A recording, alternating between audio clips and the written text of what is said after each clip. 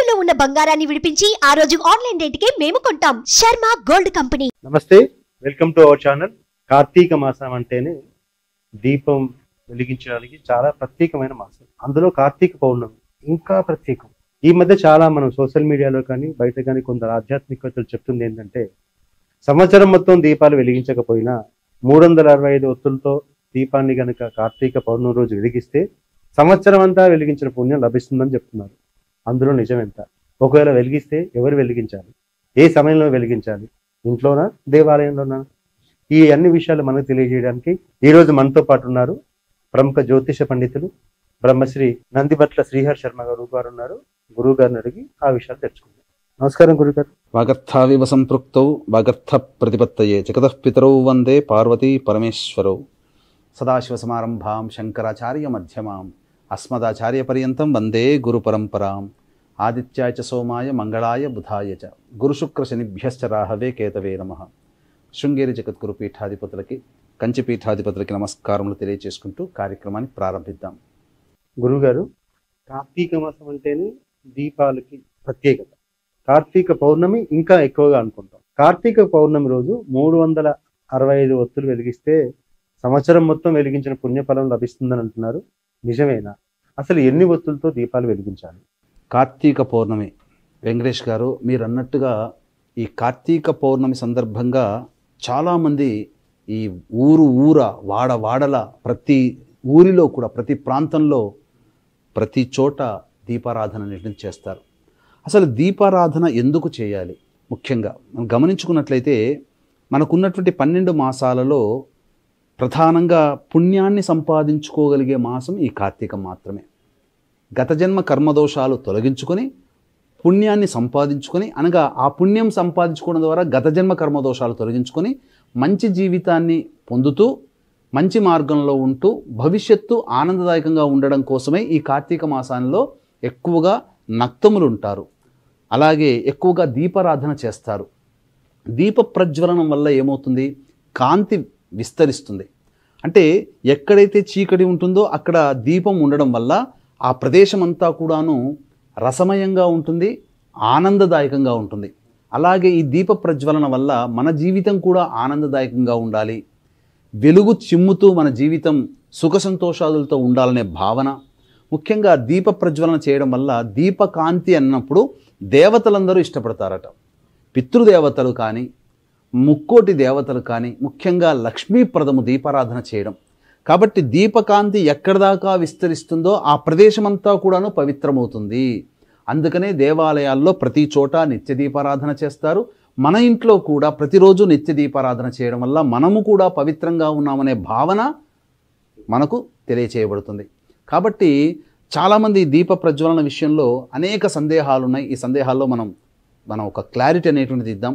ముఖ్యంగా ఎన్ని దీపాలు వెలిగించాలి అని అంటే, వీక్షించేటువంటి సుమన్ టీవీ ప్రేక్షకులు గమనించాల్సినటువంటిది, ఇప్పటి వరకు మనం చేస్తున్నది తప్పు అని కాదండి, అజ్ఞానంతో సరైన విధానంలో చేయలేకపోతున్నాం. ఎటువంటి విధానంలో దీపారాధన చేయాలి, ఎక్కడ చేయాలి అన్నప్పుడు మనకు శాస్త్ర ప్రకారం చెప్పబడి ఉన్నటువంటిది ముఖ్యంగా ఎన్ని దీపాలు ఒత్తి వెలిగించాలి. చాలామంది 365 ఒత్తి దీపాలు వెలిగిస్తారు, కొనుక్కుంటారు. అది తప్పు కాదు అక్కడ. కానీ వాస్తవానికి వెలిగించాల్సినటువంటి దీపములు, ఒత్తులు 720. బయట అందరూ డబుల్గా చేయాలి. అంటే 365 ఎందుకు? మనకు సంవత్సరానికి గ్రెగోరియన్ క్యాలెండర్ ప్రకారం 365 రోజులు. కానీ మన శాస్త్ర ప్రకారం ఉన్నటువంటి రోజులన్నీ 360 రోజులు. అంటే ప్రతి మాసానికి, చైత్ర మాసానికి వైశాఖం, జ్యేష్టం, ఆషాఢం, శ్రావణం, భాద్రపదం, ఆశ్వీజం, కార్తీకం, మాఘం, పుష్యం, ఫాల్గుణం, ఇలా వీటన్నిటికీ కూడా 12 నెలలకి చూసుకుంటే ఒక్కొక్క నెలకి 30 రోజులు. ఈ 30 రోజులు ఇంటూ 12 నెలలు కదా, వేసుకుంటే ఎంత? 360. ఇప్పుడు 360 ఒత్తులతో దీపారాధన చేసామనుకోండి, ఏమవుతుంది? ప్రతిరోజు ఒక ఒత్తినే దీపారాధన చేసిన ఫలితం దక్కుతుంది. కానీ ప్రతిరోజు ఒక ఒత్తి దీపారాధన అనేటువంటిది ఎక్కడా చేయకూడదు. మన సాంప్రదాయం అసలు కానే కాదు. 2 దీపాలు మనం వెలిగించాలి. కాబట్టి 360 ప్లస్ 360 అంటే 720 ఒత్తులను గనక ఎవరైతే దీపారాధన చేస్తారో వారికి మాత్రమే సంపూర్ణమైనటువంటి కార్తీక పౌర్ణమి దీప ప్రజ్వలన ఫలితం పొందుతారు. ఇక్కడ భావన అనేక రకంగా రావచ్చు. ఇక సంవత్సరం అంతా వెలిగించలేని వాళ్ళు ఈ కార్తీక మాసం పౌర్ణమి రోజున వెలిగిస్తే ఆ ఫలితం దక్కుతుందా అని అంటే, ఇప్పుడు తెలిసి తెలియక ప్రతిరోజు ప్రతి ఇంట్లో అందరూ దీపారాధన చేస్తారు. ప్రతిరోజు కూడా చేయలేని కొన్ని సందర్భాలు వస్తాయి. ఆ దోషం పోవడానికి కూడా కార్తీక పౌర్ణమి రోజున ప్రత్యేకంగా చెప్పబడి ఉంది. అంతే తప్ప ఈ కార్తీక పౌర్ణమి రోజున వెలిగిస్తే సంవత్సరం దాకా వెలిగించాల్సిన అవసరం లేదనేది ఎక్కడా లేదు. ప్రతిరోజు వెలిగించి తీర్చాల్సిందే. కానీ ప్రతిరోజు మనిషికి అవకాశం ఉంటుందా? ఇంట్లో ఆడవాళ్ళకి ఇబ్బందులు వస్తాయి. కొన్నిసార్లు ఎవరో కుటుంబ సభ్యులు గతించిపోతారు, ఆ సమయంలో దీపారాధన చేయకూడదు. ఆ విధంగా చూసుకుంటే కొన్ని రోజులు మిస్ అవుతాం కదా. ఆ మిస్ అయిన రోజులను కూడా కవర్ చేసుకునే ఉద్దేశంతో కార్తీక పౌర్ణమి రోజున 720 ఒత్తుల దీపారాధన అనేటువంటిది చేయడం అనేటువంటిది శ్రేయస్కరము, శాస్త్ర సమ్మతము కూడా. 365 అనేటువంటిది శాస్త్ర సమ్మతము కాదు. ఎన్ని ఒత్తులు వెలిగించాలో చాలా క్లారిటీగా చెప్పారు. ఎవరు వెలిగించాలి? అంటే ఇంట్లో ఉన్న అందరూ వెలిగించాలా? ఇంటికి పెద్ద అసలు ఎవరు, ఆడవాళ్ళు వెలిగించాలా మగవాళ్ళు వెలిగించాలా? ఇక్కడ ఎవరి అభిమతం వారిదండి. అంటే చాలామంది ఏంటంటే మనకు గోత్రనామాలు ఇచ్చి పూజ చేసేటప్పుడు కూడా యజమాని పేరు చెప్తే సరిపోతుందిగా అనేది ఒక శాస్త్ర సమ్మతంగా ఉంది. కుటుంబ సభ్యులందరి గోత్రనామాలతో చెప్పించుకుంటారు. ఇక్కడ ఏంటంటే ఎవరు వెలిగిస్తారో ఆ పుణ్యం వారి ఖాతాలో, ఎవరి పేరున చెప్పి వెలిగిస్తారో ఆ పేరు చెప్పినటువంటి వారి పుణ్యం ఖాతాలో ఉంటుంది. కొంత భాగం వెలిగించిన వాళ్ళకి కూడా ఉంటుంది.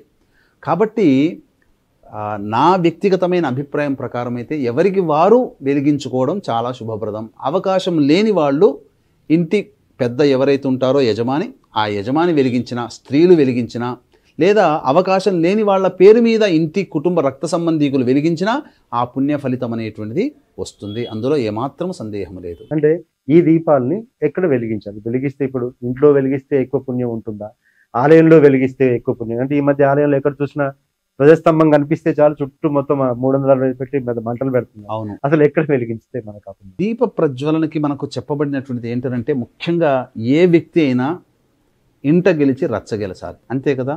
కాబట్టి ప్రతి ఇంట్లో 100కి 99 ఇళ్లల్లో తులసి చెట్టు దీపారాధన ఉంటుంది. కాబట్టి కొంతమందికి తులసి చెట్టు పెట్టుకునే ఆచారం ఉండదు.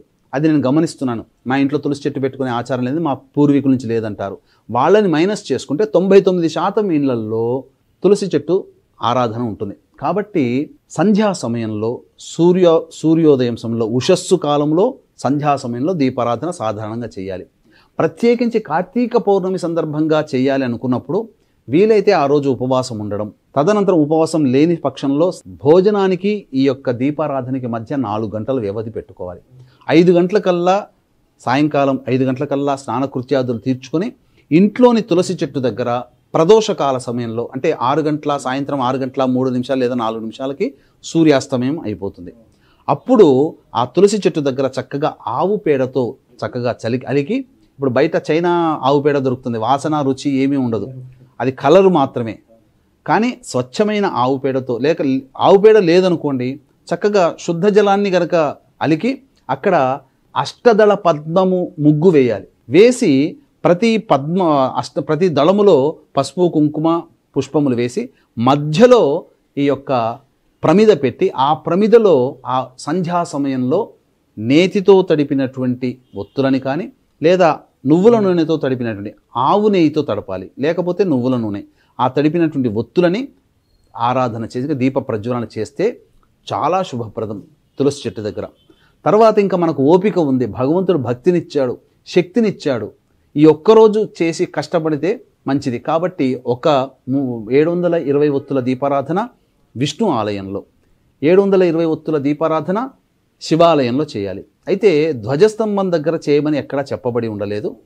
ఇంకా చెప్పాలంటే ఇవి రెండూ లేని ఆలయాల్లో కంటే కూడా రావి అశ్వత్థ వృక్షము కింద దీపారాధన చేయమని సంధ్యా సమయంలో, అక్కడైనా కానీ చాలా పుణ్యఫలం. ఎందుకంటే అశ్వత్థ వృక్షం దగ్గర తీసుకుంటే బ్రహ్మ విష్ణు మహేశ్వర స్వరూపమే ఈ అశ్వత్థ వృక్షము. మూలతో బ్రహ్మరూపాయ మధ్యతో విష్ణుదేవత అని చెప్పి అట్లా ఉన్నది కదా, ఆ విధంగా శాస్త్ర సమ్మతం. కాబట్టి ఈ విధంగా దేవాలయంలో చేయవచ్చు. ఎక్కడ దీప ప్రజ్వలనకి ప్రత్యేకించి కార్తీక పౌర్ణమి రోజున కొన్ని ప్రదేశాలు ఉంటాయి, ఆ ప్రదేశంలో దీపారాధన చేయవచ్చు. ఎక్కడ చేసినా శుభప్రదమే. ఎక్కడ చేసినా దక్షిణ దిక్కు వైపు కాకుండా తూర్పు, పడమర, ఉత్తర దిక్కు వైపు ఫేస్ పెట్టి ఈ దీపారాధన చేస్తే మరింత శుభ ఫలితం అనేటువంటిది కలుగుతుందని చెప్పవచ్చు. చాలా బాగా చెప్పారు సార్. అయితే నాకు ఇంకో అనుమానం, ఈ దీపాలు ఇప్పుడు మామూలుగా ఆడవాళ్ళు, భర్త చనిపోయిన వాళ్ళు, అలాంటి వాళ్ళు ఈ కార్తీక మాసంలో ఈ దీపాలు వెలిగించొచ్చా? భర్త చనిపోయినటువంటి వాళ్ళు కూడా దీపారాధన చేయొచ్చు. ఎందుకనంటే భర్త ఉంటేనే అన్ని రకాలైనటువంటి శుభాలు ఉంటాయని చెప్పి ఒక అపప్రథ మన యొక్క సమాజంలో చొరబడింది. కానీ పూర్వకాలంలో ఇప్పటికీ కూడా మీరు కాశీకి వెళ్ళాలంటే వెంకటేష్ గారు, చాలామంది భర్త లేని వాళ్ళు వితంతువులు, పూర్వ సువాసినులు అంటారు వాళ్ళు ఇప్పటికీ కూడా దేవాలయంలో దీపారాధన చేస్తారు. కేదార మందిరంలో చూస్తుంటాం వాళ్ళని. అలాగే ఎక్కడ చూసినా ఆ పుణ్యం అనేటువంటిది ఆ కాశీ క్షేత్రంలో సంపాదించుకోవడం కోసం దీపారాధన, శివాభిషేకము ఇవన్నీ చేస్తున్నారు. కాబట్టి ఇది ఒక అపప్రథ మాత్రమే వచ్చిందండి, ఎక్కడ కూడా చెప్పబడి ఉండలేదు. కాకపోతే స్త్రీలకి వచ్చినటువంటి ఋతుక్రమము ఉన్నప్పుడు సందర్భంలో, రజస్వలైన సందర్భంలో కానీ, కుటుంబ సభ్యులు ఎవరైనా కానీ రక్త సంబంధీకులు మరణించినటువంటి సందర్భంలో 11 రోజులు మైల ఉంటుంది కదా, ఆ సందర్భంలో ఉన్న వాళ్ళు వెలిగించకూడదు. పూర్వ సువాసులను వెలిగించవచ్చు, వివాహం కాని వాళ్ళు వెలిగించవచ్చు, వివాహమైన వాళ్ళు వెలిగించవచ్చు, ఎవరైనా వెలిగించవచ్చు. అసలు ఇంకా చెప్పాలి అనంటే దీప ప్రజ్వలన చేయడానికి శక్తి లేని వాళ్ళు కూడా ఉంటారు కదండి. ఆ శక్తి లేని వాళ్ళు కూడా ఈ దీప ప్రజ్వలన చేసే వాళ్ళకి సహాయ సహకారాలు అందించినట్లయితే ఆ పుణ్య ఫలితం కూడా వాళ్ళకు వస్తుంది. అలాగే ఆ దీపం వెలిగించిన తర్వాత వాళ్ళు కొంత సమయం ఉండి వెళ్ళిపోతారు. ఆ దీపము కొండెక్కకుండా జాగ్రత్తగా కాపాడినటువంటి వ్యక్తులకి కూడా అదే పుణ్య ఫలితం వస్తుంది. అందుకనే మీరు చాలా సందర్భాల్లో పుణ్యవతులైనటువంటి పురుషులు కానీ స్త్రీలు కానీ వారి యొక్క జన్మ వృత్తాంతము గొప్పగా కొన్ని సందర్భాలలో ఆళ్వార్ల గురించి, నయనార్ల గురించి చెప్పుకుంటుంటాం కదా. వాళ్ళేమి అన్ని సాంప్రదాయ కుటుంబంలో పుట్టిన వాళ్ళు కాదు, సామాన్యమైనటువంటి మానవులు, గుడి దగ్గర పని చేసుకునేటువంటి వాళ్ళు. మరి వాళ్ళకి ఎందుకు పుణ్యం వచ్చి వాళ్ళు కైవల్యం పొంది మోక్షాన్ని పొంది ఉంటారు చెప్పండి? ఆ గుడి దగ్గర ఇటువంటి దేవతా పూజలు చేసినటువంటి వాటిని రక్షించి ఉండి ఆ పవిత్రమైనటువంటి మనస్సుతో ఆ దేవతా సంబంధమైనటువంటి పనులని వాళ్ళు రక్షించారు. కాబట్టి వాళ్ళకి పుణ్యం సంప్రాప్తమైంది. కాబట్టి ఈ యొక్క దీపారాధన చేసినటువంటి సందర్భంగా ఆ దీపము కొండెక్కకుండా జాగ్రత్తగా కాపాడగలిగినటువంటి వాళ్ళు కూడా ఈ యొక్క దీపారాధన పుణ్య ఫలితాన్ని పొందుతారు అని చెప్పడంలో ఏమాత్రం సందేహం లేదు. ఓకే అండి, ఇంకొక చిన్న అనుమానం సార్. పౌర్ణమి రోజు ఇలా కొన్ని జరగని సంఘటనలు జరిగి దీపం వెలిగించిన వారికి ఇంకేమైనా ఆల్టర్నేటివ్ డే ఏదైనా ఉందా? 365 రోజుల్లో కనుక ఈ దీప ప్రజ్వలన కార్యక్రమంలో చేయలేకుండా అవకాశం సందర్భం లేని వాళ్ళు 360 వెలిగించలేదు.